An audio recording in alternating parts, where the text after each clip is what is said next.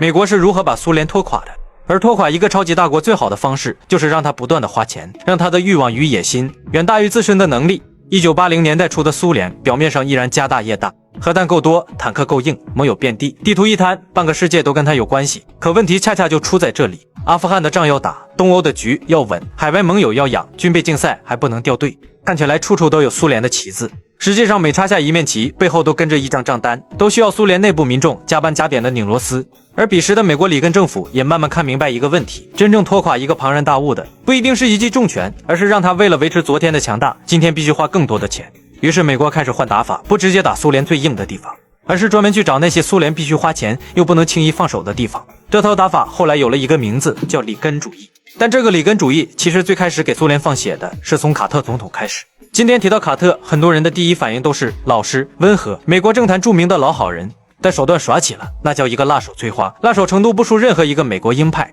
卡特刚上台的时候，其实还想继续跟苏联搞缓和。1979年6月，他还和勃列日涅夫签了第二阶段限制战略武器条约，双方坐下来谈，大家核武器这么多也不是办法，要不稍微收着点。结果条约墨迹还没完全干透。1979年12月，苏军大规模进入阿富汗，卡特这下真急了，因为阿富汗往南就是巴基斯坦、伊朗，再往下就是波斯湾，而波斯湾就是大型石油桶。美国当时最怕的是万一苏联继续往南伸手怎么办？于是卡特扔出第一张牌，就是粮食。1980年1月4日，卡特宣布限制向苏联出口粮食。苏联已经额外订购但尚未交付的大约1700万吨粮食，美国不卖了。这东西主要是用来喂牲畜，因为苏联农业长期存在效率问题，需要大量进口粮食来维持肉类供应。卡特的意思很简单，你家坦克我暂时管不了，你家的猪先别吃这么饱。而且这张牌不是没有代价，美国农民马上不高兴了。副总统蒙代尔在内部就提醒卡特，苏联人不买粮，美国农民先少了一个大客户。卡特被称为花生总统，但在遏制苏联的问题上他是寸步不让。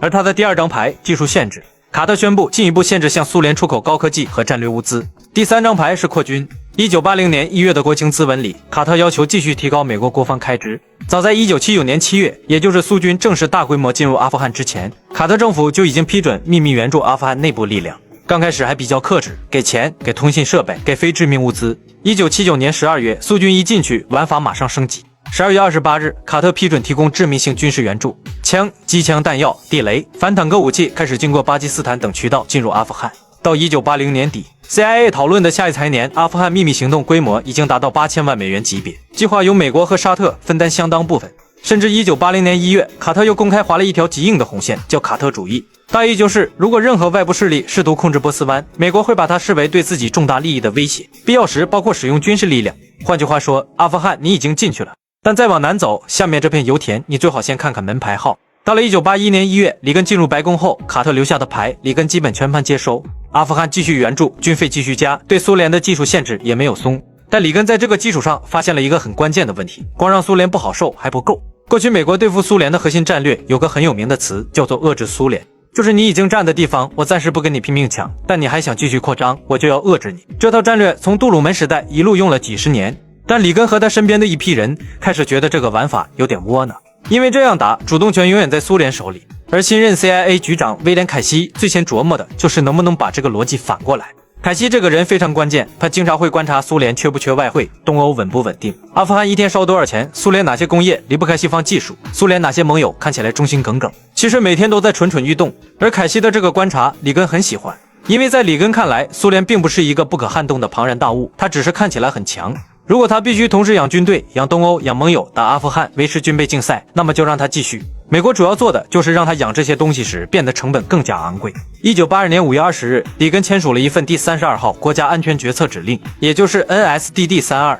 里面有一句话非常值得注意，美国的目标不只是遏制苏联控制和军事存在的扩张，还要逆转这种扩张，同时提高苏联支持和使用代理力量的成本。到了1983年1月17日，里根又签署了更重要的 NSDD75。这份文件把美国对苏联的战略讲得更直白。第一，在外部抵抗苏联扩张；第二，从内部给苏联增加压力；第三，该谈判还得谈判。他的玩法就是能谈就谈，该压就压，该让你花钱的时候也绝不让你省钱，就是要让苏联长期保持高成本运作。很快，里根这套新玩法就迎来了第一场考试。1980年，波兰爆发了一场规模惊人的工人运动，起点是格但斯克列宁造船厂。一个叫莱赫·华文萨的电工翻墙进入造船厂，带着工人停工，最后成立了一个后来震动整个东欧的组织，叫团结工会。他最鼎盛的时候，成员接近1000万人，当时波兰全国人口才3000多万。换句话说，抛掉老人孩子，再抛掉政府干部和那些只想下班回家的人，波兰能工作的成年人里，相当大一部分都跟他有关系。莫斯科看到彼时团结工会的感觉，那是如坐针毡，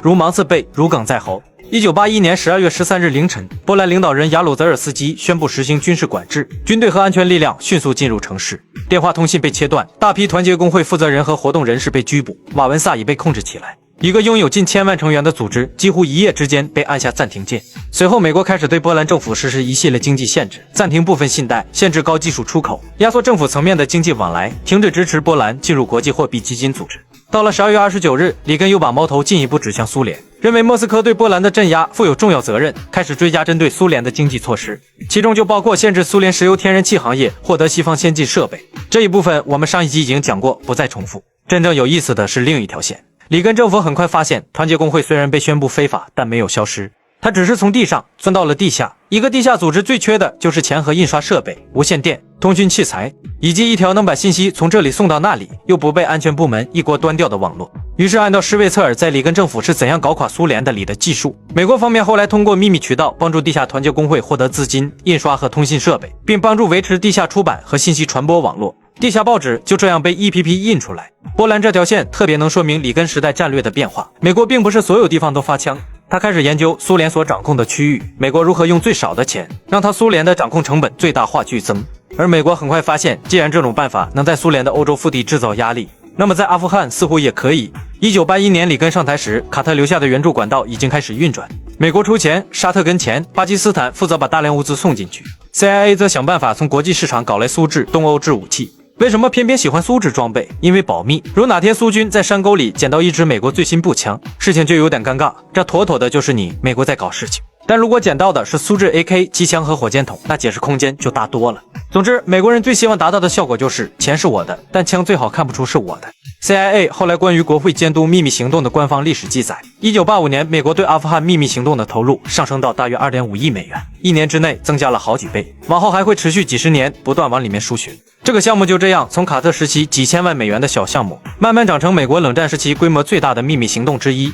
所以阿富汗后来有恐怖分子，就是他美国制造出来的，而苏联自然也脱不开关系。这两个都是卧龙凤雏，50步笑百步。阿富汗这套玩法看起来越打越顺，美国不用自己派大军进去，苏联却得继续花钱，继续驻军，继续承担风险。于是里根政府很自然地想到，这套办法能不能换个地图继续用。很快他们把目光转向了美国自己的后院尼加拉瓜。